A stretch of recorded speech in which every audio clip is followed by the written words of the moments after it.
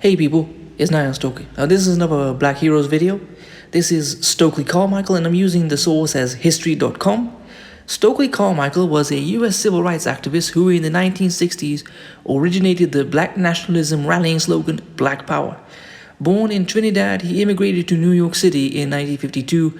While attending Howard University, he joined the Student Nonviolent Coordinating Committee and was jailed for his work with freedom riders.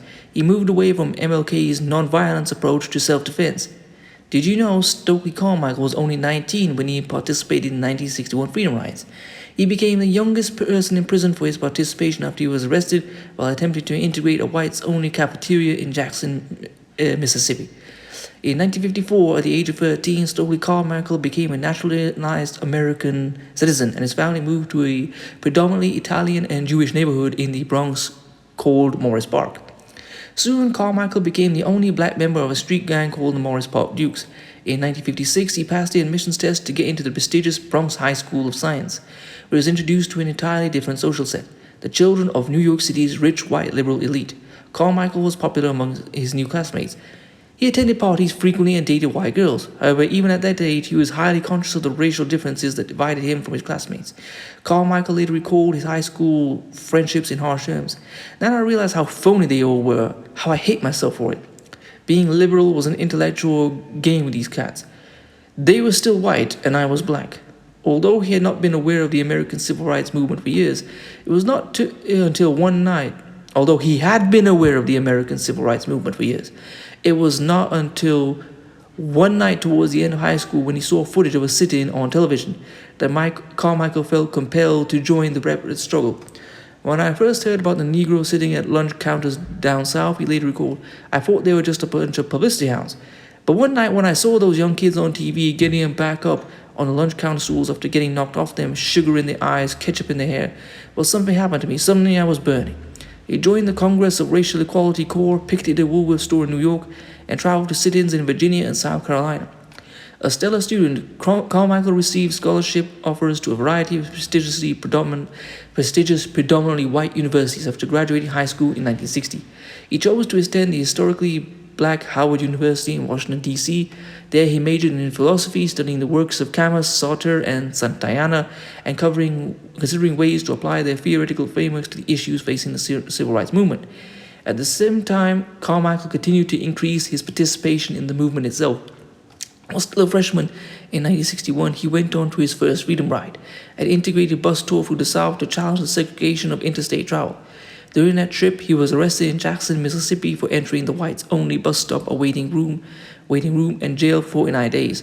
Undeterred, Carmichael remained actively involved in the civil rights movement throughout his college years, participating in another freedom ride in Maryland, a demonstration in Georgia, and a hospital workers' strike in New York. He graduated from Howard University of Honors in 1964. Carmichael left school at a critical moment in the history of the civil rights movement. The Student Nonviolent Coordinating Committee, SNCC, dubbed the summer of 1964 Freedom Summer, rolling out an aggressive campaign to register black voters in the Deep South. Carmichael joined SNCC as a newly minted college graduate, using his eloquence and natural leadership skills to quickly be appointed field organizer for Lowndes County, Alabama. When Carmichael arrived in Lowndes County in 1965, African Americans made up the majority of the population, but remained entirely unrepresented in government. In 1 year, Carmichael managed to raise the number of registered black voters from 70 to 2,600, 300 more than the number of registered white voters in the county. Unsatisfied with the response of either of the major political parties to his registration effort, Carmichael founded his own party, the Lowndes County Freedom Organization. To satisfy a requirement that all parties have an official logo, he chose a Black Panther, which later provided the inspiration for the Black Panthers, a different black activist organization founded in Oakland, California. At this stage in his life, Carmichael had adhered to the philosophy of nonviolent resistance espoused by Dr. Martin Luther King. In addition to moral opposition to violence, proponents of nonviolent resistance believed that the strategy would win public support for civil rights by drawing a sharp contrast captured on nightly television between the peacefulness of the protesters and the brutality of the police and hecklers opposing them. However, as time went on, Carmichael, like many young activists, became frustrated with the slow pace of progress and having to endure repeated acts of violence and humiliation at the hands of white police officers without recourse. By the time he was elected national chairman of SNCC in May 1966, Carmichael had largely lost faith in the theory of nonviolent resistance he and SNCC had once held dear. As chairman, he turned SNCC in a sharply radical direction, making clear that white members once actively recruited were no longer welcome, the defining moment of Carmichael's tenure as chairman. And I just want to stop here when he said they were no longer welcome. That makes actually a lot of sense. If for those of you who read Nearly Fuller or followed him, he once said that white supremacy takes both sides of the argument. Being on board many of these organizations is a great way to control the outcome of it and to say what they should do and what they shouldn't do. The defining moment of Carmichael's tenure as chairman, and perhaps of his life, came only weeks after he took over leadership of the organization. In June 1966, James Meredith, a civil rights activist who had been the first black student to attend the University of Mississippi, embarked on a solitary walk against fear from Memphis, Tennessee to Jackson, Mississippi. About 20 miles into Mississippi, Meredith was shot and wounded too severely to continue. Carmichael decided that SNCC volunteers should carry on the march in his place, and upon reaching Greenwood, Mississippi on June 16th, an enraged Carmichael gave the address for which he would forever be best remembered, saying, "We've been saying freedom for 6 years," he said. "What we are going to start saying now is Black Power." The phrase Black Power quickly caught on as the rallying cry of a younger, more radical generation of civil rights activists. The term also resonated internationally, becoming a slogan of resistance to European imperialism in Africa.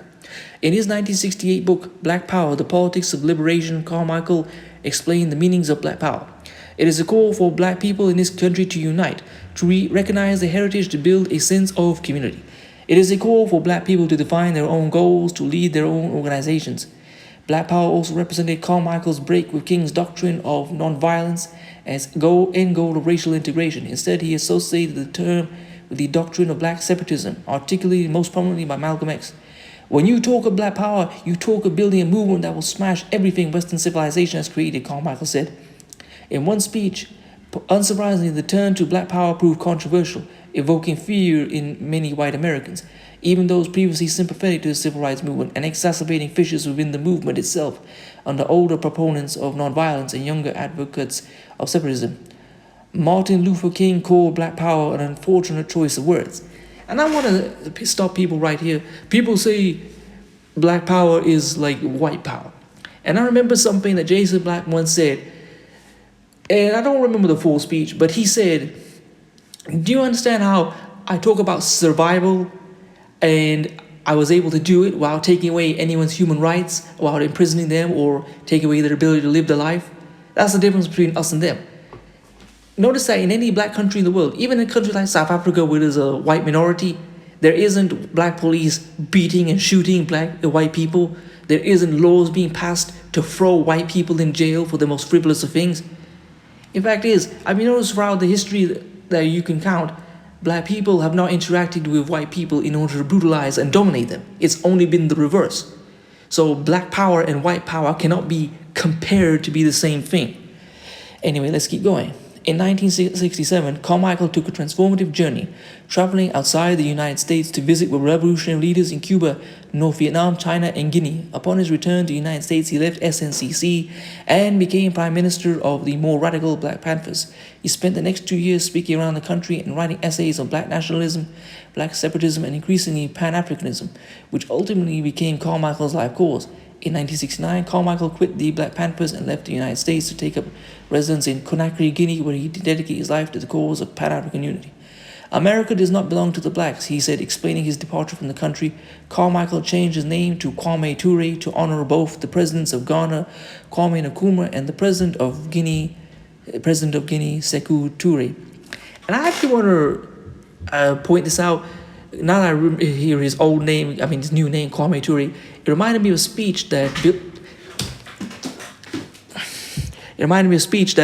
Bill Clinton said, where he was praising the fact that black people had followed Martin Luther King instead of following Kwame Toure. Like, oh, where you? And this is how you know that Martin Luther King was not ultimately good. If you have Bill Clinton, a man who signed laws throwing black people into jail by the millions, is now praising Martin Luther King and damning Kwame Toure, then you have to know whose side they were on. And it's like Malcolm X once said, whenever you hear America praising a black man, know that he is not for you. Know that he has sold you out. Anyway, in 1968, Carmichael married Miriam Makeba, a South African singer. After the divorce, he later married a Guinean doctor named Maliatu Bari. Although he made frequent trips back to the United States to advocate Pan-Africanism as the only true path to liberation for black people worldwide, Carmichael maintained permanent residence in Guinea for the rest of his life. Carmichael was diagnosed with prostate cancer in 1985, and although it is unclear precisely what he meant, he said publicly that his cancer was given to me by forces of American imperialism and others who conspired with them. He died on November 15th, 1998, at the age of 57. Actually, I can delve into that. There were claims that Bob Marley was given a shoe by the Americans, which had a nail in it with, I think, tetanus, and when he made contact with it, his foot got scratched or impaled, or actually not the tetanus, all sorts of cancer-causing bacteria. It got into his foot, and he initially thought it was just something wrong with the shoe, and eventually he got foot cancer, and that spread to the rest of his body. So it's possible they did that, somebody, possibly a doctor, bribed to give him an injection, and then inject cancer-causing chemicals into his body. An inspired orator, persuasive essayist, effective organizer, and expansive thinker, Carmichael stands as one of the preeminent figures of the American civil rights movement. His tireless spirit and radical outlook are perhaps best captured by the greetings with which he answered his telephone until his dying day, ready for the revolution. And I want to talk about some things, and one of his phrases that he's famous for, Black Power. This shows you how badly black people have gone backwards since the 1960s. It went from black power and black liberation and we don't need dominant society to black people clamoring to be part of the dominant society. Nothing compares it more to, say, BLM, Black Lives Matter, hands up, don't shoot, basically begging the dominant society. So we went from black power, we stand up, we don't need other people, to begging the dominant society. And what do you call it? It can be best described in the way black people celebrate Black Panther. And I have had constant arguments, and I've done videos talking about Black Panther. People say representation. Representation is just another matter of saying integration. We are now a part of America. We are now part of America, the American media. And people saying stuff like, well, there's a black director in it. There's lots of black people in it. What does that even mean? During the height of slavery, black people were the people who ran plantations, both in the labor and sometimes even in the managerial positions, But it didn't mean that there was any of the profits were gained by black people. It didn't mean that there was any power. Same thing with Black Panther. Black people were celebrating it, and they gave it their billions. Walt Disney went away and took their money. And then when it came to films like, TV series like Luke Cage, when they saw that black people were looking at Luke Cage, Luke Cage was not by Disney, but Netflix. But look, Luke Cage was inspiring black people, and they said, gotta turn it off. And a great way to explain this whole modern black power or black empowerment, I remember seeing just today a street performer holding, a black Jamaican puppet, dancing to reggae tunes, and the white man is holding the puppet strings.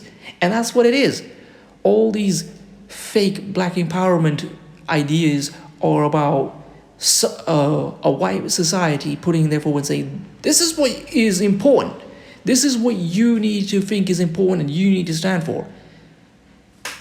Not about getting black children there. I've gone on and on, but you get the general gist of the idea. I'm going to leave this article, so please comment, rate, share, and subscribe. Peace.